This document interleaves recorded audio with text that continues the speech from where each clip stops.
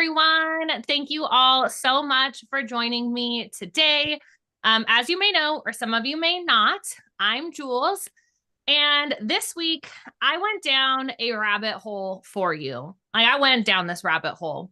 I have literally spent the last few weeks, if not months, going through over 100 of the top performing med spa sales funnels in the country.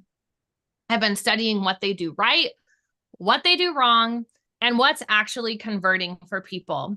So let me tell you, some of it was pure genius, absolutely brilliant. And some of it, no joke, made me want to throw my friggin' laptop at the wall. So some of the patterns I found were absolute gold, and I'm really excited to share them with you on this call today. So today, I'm breaking down exactly what's working right now, what's killing your conversions without you possibly realizing it, and what small change we could easily make to your sales funnels, your marketing funnels, to double your booked appointments.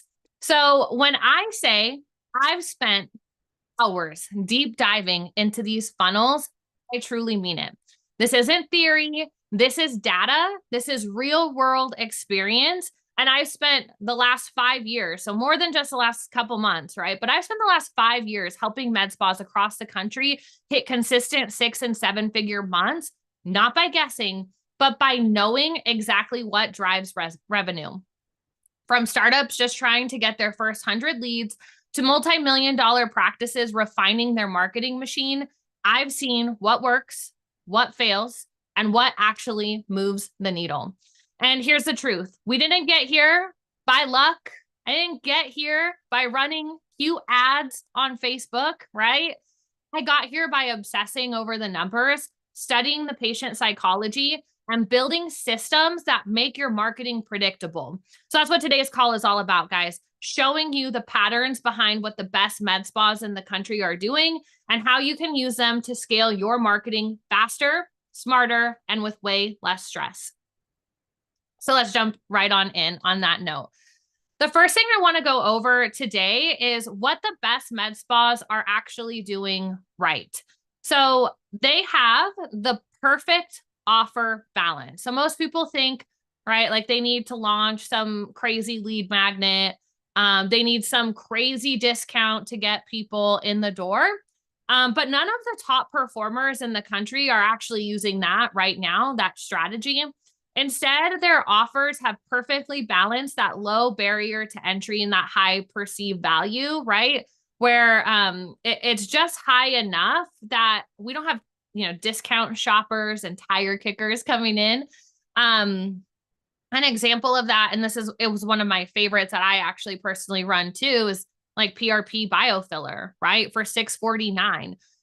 It's a good entry level cost. It's a high perceived value when we talk about biofiller and how PRP can help your face and help your skin. But $649 also is not going to come in and attract a bunch of people who are like, well, could you just do my lip flip for $5, please?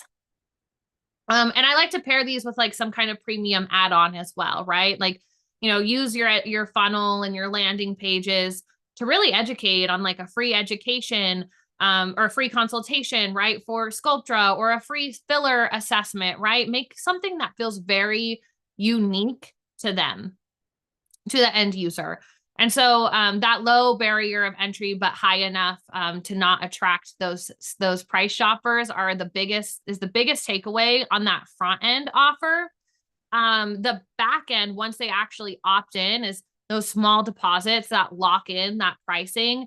And it positions the brand as very high end. So the key is not giving away the farm, right? Make it easy to say yes without cheapening your brand. So the best med spas are not running discounts. They're running invitations. They're inviting people to come take advantage of this offer. And the way that was positioned always caught my attention first, and was from some of the biggest, best med spas. So the other piece of this puzzle, right, was that while I was digging through these funnels, I didn't just analyze the systems or the offers, but I also took the time to pay attention to what made me stop scrolling. Cause like, let's be real, right?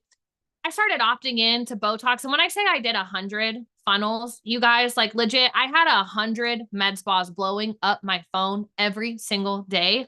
It was a little dramatic. So I took very, very great notes. I really paid attention to the things that I knew were going to gain results, the things I liked, things I didn't like. Needless to say, once I started opting in to Botox, once I started opting into these different offers, different med spas, I did them all around the country, right? Once I became a lead for these people, I started getting served with thousands of ads. Like my algorithm knew, right? I was looking for it. I'm a hot lead and it was trying to show me every med spa in the country. And so I paid really close attention at that time. What made me stop in my tracks, what I found to be very attractive, very bold, and what I just thought did a really good job in not only catching my eye, right? Because I'm a little bit biased, but what also had tons of engagement on the front end of things. So, none of this is going to work, right? If your content isn't grabbing that attention. And so what stood out to me first and foremost were gorgeous and intentional graphics. The ones that stopped me in my tracks were simple, bold, and instantly clear. I didn't have to read the caption to understand what was being offered. It was crystal clear from the visual, the treatment, the benefit, and the action that I needed to take. Some of them had really pretty stock photos and models on them. Some of them didn't. I'm not a huge fan of stock photo models. I would rather see a provider on it. But I did see a few of the stock photo model girlies were actually performing really well on the front end. So I think there is a time and a place for them. The next creative that I saw just absolutely outperforming everything else on Facebook and Instagram were the personalized photos with the provider. So the content that made me click were short and authentic videos where I could see the injector, no fluff, no filters, just the provider, the injector, talking confidently about a treatment, showing me the before and after, whether it be in the comments or some slid it into their video editing. Which, fun fact, Facebook does not like it when you do that. So be very cautious if you do it. But I did see a few people getting away with it. The next video form were people walking me through the experience of getting that treatment done at their med spa, or what we call UGC. If you don't know what UGC is, it's user-generated content, essentially patient testimonials, right? Like people who were just raving about what life was like before they got the treatment done, why the provider and the practice made them feel so safe and so valued, and then what life was like after they got that treatment done. So the truth is that I didn't click because I was sold on the service, although I am a very easy sell because I love med spa services. I clicked because I felt connected to the person, right? And that's why everyone else was engaging, was commenting, and was clicking on that same. So that's the power of authentic content. It shortens that trust curve, right? When your audience feels like they already know you, the conversion process becomes 10 times faster, which is always the goal. Like when they have to see your brand so many times, the less you can shorten that, the more you can shorten that runway, right? The better and the more effective your ads are going to be. So clarity converts and personality sells. So make sure your funnels are doing both. Now, let's talk about something a little bit controversial in the marketing world, right? And that's Facebook lead forms. I found this to be a silent killer. And here's where most of you guys are losing money. Every struggling funnel I reviewed used Facebook lead forms as their primary conversion tool. And I just want to go on record and say there's absolutely a time and a place for Facebook lead forms. So I am not hating on them. I think they can be extremely useful when we need that high volume of leads and we have time to sort through them and hound them 100%. But the problem for me with lead forms is that they're too easy to submit, right? So that means that the intent is very low. And when the intent is low on Facebook lead forms, and actually, I'm going to pause here. Let me take a step back. So Facebook lead forms are essentially, for those of you who don't know, they're when you click on an ad, you hit get offer, right? You don't have to go to some other external website. You don't get sent to another place to read about it and input your information. It's those options where Facebook will automatically submit your information for you by clicking on that button, right? It's super easy and Facebook loves it. And Facebook always recommends doing the Facebook lead forms because it does get you a very high volume because it is so easy, right? But again, when the intent is low, it's much harder to convert all of those leads into paying patients for you. So Facebook will autofill that information in, and you can oftentimes end up with some inaccurate data. Some of it is great. You can still absolutely make some money from Facebook lead forms, but I will say, it's the numbers, right? Like the percentage of people you're going to convert from a Facebook lead form are going to be much lower because of the intent and because they're oftentimes you're left with inaccurate data. I signed up for a few of them in this research and in what I was doing. And like it literally had like my AOL email saved in there somehow from like my 2009 when I created my Facebook profile. And when I went to go and opt into it, I was like, yeah, you're never going to reach me there. So you may see a lot of that kind of stuff coming through. If you see a lot of, oftentimes people call them fake or fraudulent leads. Not always the case. It's usually a real person doing it, right? It's just Facebook is giving you the wrong data for it. So there's too much room for error. It also breaks your nurture system because the person doesn't even remember opting in, right? That was the other thing, is that I was much more bought into the med spas and to the funnels, the offers that I had opted into during this process, the ones that I had actually been forced to go interact with their brand, like the ones where I really saw their landing pages, their before and afters, their videos on the funnel. The ones where all I had to do was click a button and I could keep scrolling. I had to go back in my notes, right? Like, why, who is this? Did I opt in for this? Are they spamming me? So that was one of the issues that I saw there.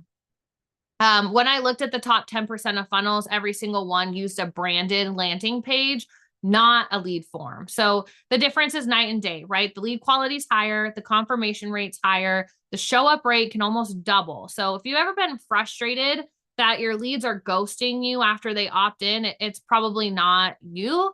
It could potentially be your platform. So there is a time and a place for lead forms. I just want to say that again, because we do love utilizing them again when it's necessary. So if you're looking for a high volume of leads, it's a great place to start.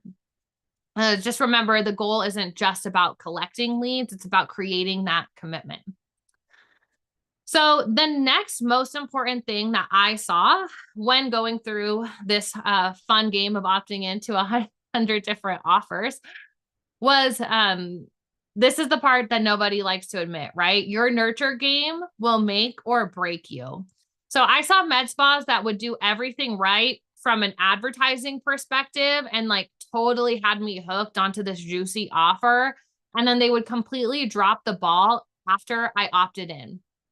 They would send me these cute pictures, the generic, hey, beautiful text, or robotic reminders. And those all kind of lost me, right?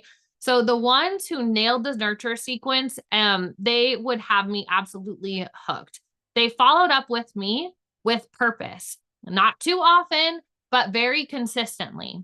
They sent real, thoughtful messages that sounded very human and not scripted. So they didn't just try and sell me again. Like they made me want to really join their brand. So some of the things that stood out to me from those nurture systems were the social media integration into the text. So the follow-up text that invited me to follow them on Instagram, which is great, but it only works if you actually have a killer feed, right? When I tapped over and I saw them, I was like, oh, I saw real before and after photos. I saw videos of the providers talking about their treatments very confidently. stories showing the transformations that they've been able to achieve, and educational posts that also built trust. So that one step of getting me to follow them turned me from interested to instantly converted because their social media presence was so good. The next part is they would send me photos or graphics with their actual Google reviews. So a few med spas sent me a quick text or email, right? That was like, here's what our other patients are saying about their results from this specific treatment. And it linked straight to their Google reviews or showed me exact photos and videos of what those patients were saying for the treatment specifically that I opted in for, right? So it's all very consistent. And I thought that was just really genius because social proof doesn't like just convince me, but it really reassures that I'm making the right choice and getting this done. When I hear other people who are just like me are struggling with the same problems I'm struggling with, right? Like I'm hooked. I want it. I need it. I'm like, can I get in with you sooner? And then the other part of it was like the real human touch. So I have something that I think is kind of shocking that I saw one med spa doing. Um, and I thought after a while, I was like, gosh, this is so brilliant. So there was a med spa, they texted me and they used an intentional typo in their follow-up message, right? And then like an intentional message after, right, with an asterisk that corrected it. And I thought, did they just send me a typo by mistake? Like I really thought about it for a second because I was like, ugh, like it was something small. It wasn't like they totally messed up, a text message or something, right? But when I realized that they did it on purpose, I was like, wow, they did that to make it feel human, to feel unpolished, to feel real. So I'm not recommending this is the right strategy for everyone to do, but I did think that was a very interesting angle that I was like, oh, it did feel very genuine, right? It didn't feel like an automated message that went out. So I thought that was funny. I thought that was an interesting take that I wanted to share with you guys today. The next was the engagement, forcing my engagement or like a micro commitment from me in that workflow, in that nurture sequence. So I love when the med spas really forced me to engage before continuing the conversation, right? So messages like, did you mean to subscribe? Do you want to see our other specials, right? I had to reply yes before they would even spend more time or energy texting back and forth with me. And that small action like really qualified me instantly, right? It would filter out all those passive scrollers and keep them working on only the leads who actually cared about that offer. I thought that was simple, effective, and very smart. The next thing was balanced persistence, right? And so I say this with a grain of salt because I respect the hustle of calling, of texting, of like blowing people up the first 2 to 3 days after you get their information, because that is the hottest time to get them booked. But I did find it a little bit off-putting when someone kind of crossed that line from persistent to pushy, right? Where they called me like 3 times in a row. The ones who checked in with me once or twice and added value to me, to my text messages, those are the ones who earned my trust. The ones who got a little bit too pushy, I really shied away from. Although, again, said with a grain of salt, because I do respect the hustle. Like, there is something to say about someone who is just relentlessly following up with you to make sure you get taken care of. So I just, I really encourage everyone to follow that with balance, right? So don't go overboard, but don't give up either. And always, always, always add value in the conversations that you're having with your leads and with your appointments. So let's see. The next thing I wanted to go over were other areas where I thought that med spas are getting wrong. And so these are more of like fear mongering, right? Beware, try not to do this too much. So one is they were chasing leads and not chasing conversions. And I'm always of the mindset of like, I don't really care what your lead volume is like. Lead volume isn't going to pay your rent. It's not going to help you make, your provider's salary. it is going to keep you busy but broke. If you're not actually designing your entire sales funnel, your entire marketing funnel to convert these leads into patients, you're just wasting money, right? The next thing was that they had no show up system or a broken show up system. So no deposit, no reminder cadence, no personal touch. Patients who book on impulse will cancel that appointment just as easily, or just keep filling that spot on your calendar. And then you're going to have a provider there with a no-show, right?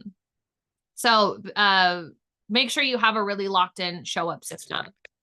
Websites and ads that don't match, I also found a few times, and I was like, that instantly broke my trust, right? So if I click on an ad for Botox and I land on a page that is all about laser hair removal, and your messaging isn't congruent at every single step along the way, you're losing people. You're losing trust. They get there and they're like, ugh, that was not what I wanted, right?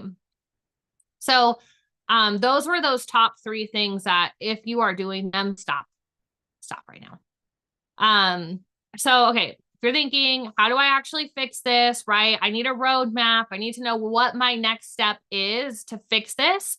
I would say start 1, make sure that your landing page is built to convert and that your ads are actually sending them there, right? So using brand colors, using your own photos, using your own tone of voice, potentially creating photos and videos specifically for that landing page that clearly talk about the offers that you're running on Facebook. Include 1 to 2 patient testimonials on that landing page. And I always like it. I'm a big proponent of deposit. So, adding that lock in my offer button that forces you to go pay a deposit. $49 to secure your spot is always my favorite, like, happy place. It's applied towards their treatment. It's non-refundable if they, cancel or no show kind of thing. But that is a really, really important step in your overall sales funnel. The next thing is creating a really locked in nurture sequence. So make sure you have automated text messages confirming that you've received their opt-in or them becoming a lead, right? That you've received that, your team is on it. You're so excited to work with or speak to this person. Automated emails, automated text messages with next steps, with a social proof, right? Confirming their appointment. And then same thing, once you confirm their appointment, make sure you have multiple text reminders going out. You've told them where to find your building, for example. All those are very important in that nurture sequence once they've confirmed their appointment. And then the next most important piece of it is aligning your content to match. So if your funnel is about talks, your offer is about talks, make sure your stories, your reels, your posts are all echoing that same message back, right? That's how you build authority and repetition that really sells. So when someone is scrolling, doom scrolling, right? They see your Facebook ad, they see your Instagram ad. The first place they're going to go is your profile. They want to see if you're real. They want to check you out, make sure you get good results, right? You're not spam. And when they go and do that, making sure that your content is, again, echoing that message back to them about the amazing results you're able to get, that's when they're going to confirm their appointment and come in and pay that deposit as well. So the best med spas in the country aren't necessarily doing anything crazy, right? They're just doing the fundamentals flawlessly. And I think that that's a lesson we can all take from them, right? They balance accessibility with authority. They respect the patient's buying psychology. And they don't rely on luck. They're relying on their system. So if you take nothing else from this, you don't need more leads.